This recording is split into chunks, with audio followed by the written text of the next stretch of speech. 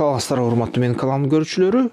Бүгүн ушул кызыл алма түрктөрдүн Байкар макинанын Өздемир байрактарынын ушул жаңы иштелип жаткан жана аскердик сыноолордон өтүп аткан, баштапкы сыноолордон өтүп аткан ушул атайын учкучсуз учак боюнча сөз кылат элем. Учкучсуз учактардын арасында ушул кызыл алма өзгөчө болуп жатат да. Кызыл алма деген ушул учактардын 6-муунуна кирет. Эгерде алсак, Америка Кошмо Штаттарында F-22 жана F-35 деген учактары ушул 5-муунга кирет учактардын. Эгерде ушул Орусияны алсак, Су-57 деген учагы 5-муунга кирет.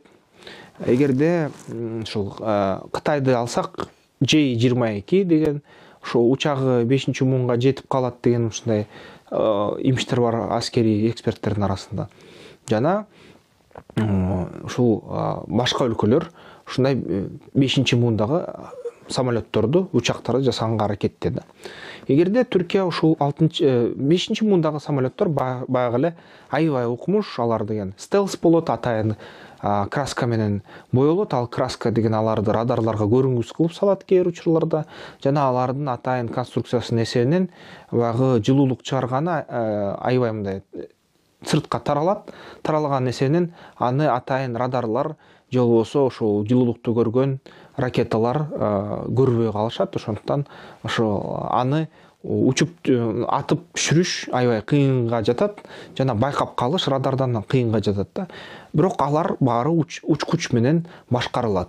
Ичинде учкучу болот да. Учкуч менен учак албетте өзүнүн чектөөлөрү бар. Мисалы үчүн алар деген 9G нагрузканы чыдай алса, 14G нагрузкага чейин чыдай алса адам, ал 14төн ашкандан кийин адам өлүп калат да жөн эле. Же эс үчүн жоготот, же өлүп калышы ыктымал.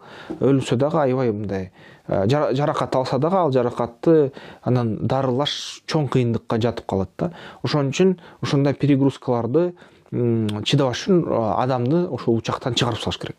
Адамды учактан чыгарсаң, заманбап учактан ал учак 6-муундагы учак болуп калат да. Демек, ал деген татаал операцияларды аткара баштаганга мындай жөндөмдү алат. Татаал операциялар, мисалы үчүн ушу Израиль билесиңер, Израиль деген 4-муундагы же 3-муундагы учактардын жардамы менен бүгүнкү күндө Иран территориясына кирип, Иран Хезболлага даярдаган мисалы үчүн куралдардын даярдады деп айткан куралдардын конвойлорду жок кылганга жетишип атат. Же болбосо баягы ядердик курал жасалып атат деген ушул атомдук станцияларды жок кылганга жетишип калып атат. Ошондой нерселерди израилдиктер жасап жатат да. А эми элестеткиле, эгерде мисалы үчүн 6-муундагы учак болуп калса, анда ушундай операцияларды жасаш абдан жеңил болуп калат. Бир четинен, экинчи четинен ал операция жасаганда, эгерде самолетторду ПВО системалар талкаласа, кишилер, операторлор да, учактардын учкучтары, операторлор, мисалы үчүн ошол Түркиянын территориясына калып аман калат да. Анан жаңы учакты коробкадан чыгарып кайра жибере алат. Ошондой жөндөм. Эгерде Түркия ушул 6-муундагы учактардын санын 1000ге жеткирсе, анда дүйнө жүзү боюнча аябай катуу мындай негизи эрежелерди өзгөртүүчү мындай заманды чындай алат да, заманды алып келе алышат түрктөр. Бул деген эмнени билдирет? Бул деген мисалы үчүн 1000 ушундай 6-муундагы учак болсо Түркияда, бул деген Орусиядан да күчтүү болуп калышы мүмкүн, Кытайдан да күчтүү болуп калышы мүмкүн. Америка Кошмо Штаттарына теңелип баштаганы башталат да. Негизи ошондо баягы түрк мамлекети локомотив болуп, Туран биримдигин аскери мындай жалпы мындай жааматын түзгөнгө жол алып калышы ыктымал да. Анын аркасынан эгерде алсак, бүгүнкү күнү ошол Анка-3 деген дагы башка түркиялык компания, мамлекеттик аскердик компания аркылуу жасалып жатканы дагы белгилүү болду. Анка-3 деген учак бул өзү Aselsan системалары менен камтылган, бирок бул деген америкалык X-47 учкучсуз учакка окшоп калып жатат да. Жана Орусиянын долбоору бар, Охотник деген. Ошого окшоп калышы ыктымал. Бул деген куйруксуз учак болот. Бул деген учак деген өзү мындай чымчыктай эле болот. Аябай стелс деп аталат, стелс болушу мүмкүн. Стелс болгону бул деген атайын краска, радио сигналдарды жуткан, тараткан краска менен камтылат, боелот, ошондо радарлар аны көрбөй калат. Жана ушул анын чыга турган, газ чыга турган реактивдик двигательдин соплолору ал жапыз болот, мындай жалпак болот. Жалпак болгон эсебинен анын жылуулугу тегиз таратылат. Жылуулугу тегиз таратылган эсебинен аны көп мындай ПВО атайын учактарга каршы жасалган системалар аны көрбөй калышы ыктымал да. Анан ушундай системадагы жасалган учакка материал да аз кетет. Анка-3түкү дагы, кызыл алманыкы дагы нагрузкасы 1000 килограммга чейин жетиши ыктымал.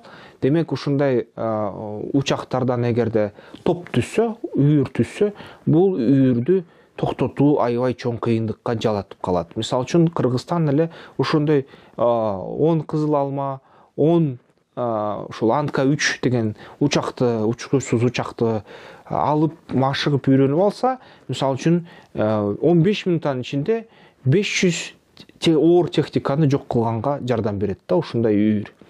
Андан сырткары бул деген нерсе баягы чоң стратегиялык мааниге ээ. Эгерде ошо мисалы үчүн Түркия, мен ойлойм, жакынкы жылдарда андай санды жасаш үчүн аябай көп экономикалык мындай аракеттер керек. Албетте 1 жылдын ичинде бул нерсе жасалбайт, бирок жасалса Түркия араб өлкөлөрүнө чоң таасири жасап калат дагы, балким баягы дүйнөлүк терроризм суроолорун кыскартканга аябай тез жардам берет. Андан сырткары баягы Туран долбоору ишке ашканга жакын калып калат. Анткени Түркия ошондо дүйнө жүзү боюнча аябай чоң чатак салуучу мамлекет болуп калат, саясатын чечип калуучу мамлекет болуп калат. Албетте бизге дагы ушундай курал керек, бизге да ал тарапта ой жүгүртүү, стратегиялык ой жүгүртүү керек. Жана ага үйрөнүп, Түркиядан катуу өнөктөш болуп, аяктан ушул технологияны Кыргызстанга алып келгенге аракет кылыш керек болот. Анткени бул деген нерсе стратегиялык жактан абдан чоң мааниге ээ.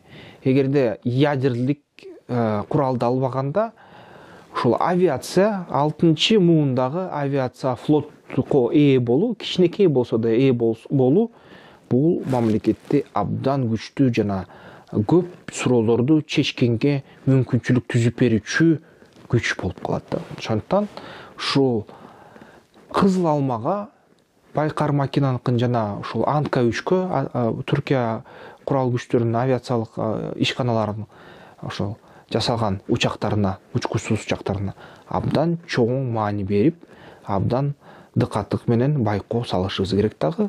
Аларды биздики кылышка же бизде ошондой технологияны ойлоп табышка мээбизди иштете башташыбыз керек.